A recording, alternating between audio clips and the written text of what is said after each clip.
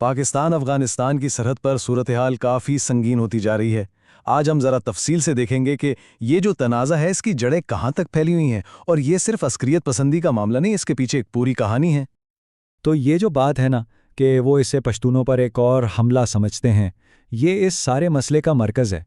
مطلب یہ لڑائی صرف شدت پسندوں کی ہی نہیں رہی، اس کے پیچھے ایک گہری نسلی محرومی ہے، ایک احساس ہے جو اس آگ کو اور بھڑکا رہا ہے۔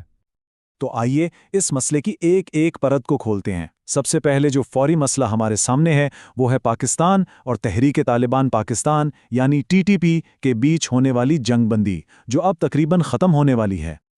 اب سوال یہ ہے کہ ترکی نے جو بیچ میں پڑھ کر یہ معاہدہ کروایا تھا وہ آخر ناکام کیوں ہو رہا ہے؟ دیکھیے، بظاہر تو یہ سب امن کے لیے ہو رہا تھا، لیکن سچ تو یہ ہے کہ اس کی بنیادیں ہی کھوکھلی تھیں۔ جو اصل جڑ ہے مسئلے کی، اس پر تو بات ہی نہیں کی گئی۔ تو آخر یہ جنگ بندی ناکام کیوں رہی ہے؟ اس کا جواب ڈھونڈنے کے لیے ہمیں سرحد کے اس پار دیکھنا پڑے گا، افغانستان میں، جہاں افغان طالبان بیٹھے ہیں۔ انہی کی ذمہ داری تھی کہ وہ TTP کو کنٹرول کریں گے۔ لیکن یہاں ایک بہت بڑا لیکن ہے۔ افغان طالبان خود ایک نہیں ہیں، وہ بری طرح سے اندرونی طور پر تقسیم ہیں۔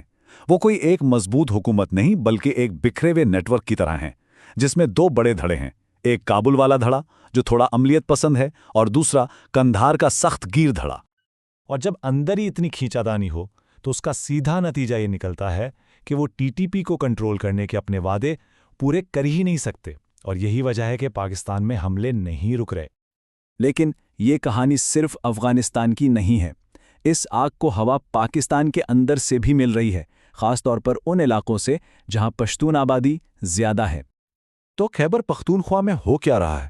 وہاں پشتون آبادی میں اپنی ہی ریاست سے ایک دوری، ایک بیگانگی کا احساس بہت تیزی سے بڑھ رہا ہے، اور جب لوگ ایسا محسوس کرتے ہیں تو یہی وہ زمین ہوتی ہے جہاں عسکریت پسندوں کو آسانی سے نئے حامی مل جاتے ہیں۔ اب دیکھیں، صوبے کا پولیس چیف ایک غیر پشتون پنجابی کو لگا دیا گیا، لبرل پشتون سیاسی تحریکوں کو دبایا جا رہا ہے، پھر افغان مہاجرین کو جس طرح نکالا گیا اسے بھی پشتونوں نے اپنے اوپر حملہ سمجھا۔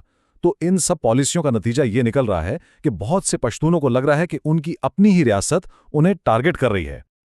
اور یہیں پر طالبان اپنا کارڈ کھیل رہے ہیں۔ وہ اس بڑھتی ہوئی ناراضگی کو بہت چالاکی سے استعمال کر رہے ہیں۔ وہ اس احساس کو اپنے فائدے کے لیے ایک بالکل نئے بیانیے میں ڈھال رہے ہیں۔ کیسے؟ وہ اب پشتون قوم پرستی کی زبان بول رہے ہیں، جس کی وجہ سے جو لوگ کل تک ان کے مخالف تھے آج ان کے ہمدرد بنتے جا رہے ہیں۔ پرانے دشمن اب نئے اتحادی بن رہے ہیں۔ اس تبدیلی کی شدت کا اندازہ آپ محمود خان اچکزئی جیسے رہنما کے اس بیان سے لگائیں۔ یہ روایتی طور پر طالبان کے سخت مخالف رہے ہیں، لیکن اب وہ کہہ رہے ہیں کہ میں طالبان کا وزیر ہوں۔ یعنی اب سیکولر پشتون رہنما بھی پاکستانی ریاست کے مقابلے میں طالبان کو اپنی قوم کا محافظ سمجھنے لگے ہیں۔ یہ ایک بہت بڑی تبدیلی ہے۔ اب ذرا تصویر کو اور بڑا کرتے ہیں۔